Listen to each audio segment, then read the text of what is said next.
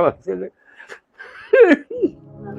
মাগো তোর বুকের মানিকার আসবে না, বাহির দুয়ারে সে মা ডাকবে না। কিন্তু আমি শুধু আপনার কাছে এতটুকুই আমার অনুরোধ, যে আমি আমার মামা চাই। আর কোনো ভাগ্নির মামা যেন না আমার, যে আমার বাপ নাই। আমার মামা যদি না থাকতো আমি মরে যাইতাম। যে আমারে বাঁচাইছে তার জন্য আমি 10 টাকা খরচ করতে পারি না।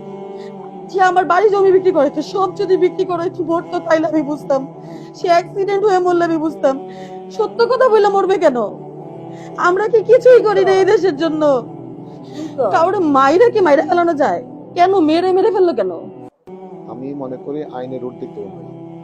আমরা যেই হোক এবং সে যত পাওয়ারফুল হোক, তার হাত যত লম্বা হবে, আইন তার নিজস্ব গতিতে তার হাত ধরবে এবং আমরা মনে করি এটা বিচার হবে। আপনারা একটু ধৈর্য ধরবেন, আমরা ধৈর্য ধরবেন। একজন খায়রুল হকের জন্য আমরা তো নতুন বাংলাদেশ সৃষ্টি করে নেই। হাজার হাজার যুবক যাত্রাবাড়িতে জীবন দিয়েছে, আবার নতুন করে খায়রুল হকদেরকে জীবন দিতে হবে কেন? এটা তো আমরা কখনো সহ্য করব না। আমি সকল পক্ষকে, এখানে আপনারা যারা আছেন, আপনারা পরিবারের পক্ষ সবাইকে আমি ধৈর্য ধারণ করতে বলবো।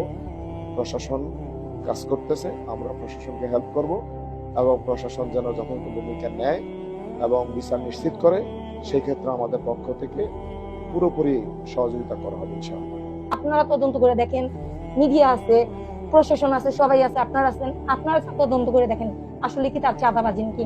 কারণ আমরা কিন্তু অনেক রেকর্ড পাইতেছি, ওনারা বলতেছে ওনারা এত খারাপ যে ওনাদের বিরুদ্ধে কেউ কথা বলে না। আবার এটাও বলতেছে যে ওরা অল টাইম নেশাগ্রস্ত অবস্থায় থাকে। আমি যে বলবো আমার তো গিয়ে পিটাইবো, ও তো নেশা করছে, আমার তো মেরে ফেলাইবো, ওর তো কোনো সেন্স নাই। এখন আমি কি বলবো? ওরা সেন্স থাকে না, ওদের এমন নেশা করতে থাকে ওরা, এইভাবে ওরা ওই জায়গাটা একটা পুরো এরিয়া সৃষ্টি করছে।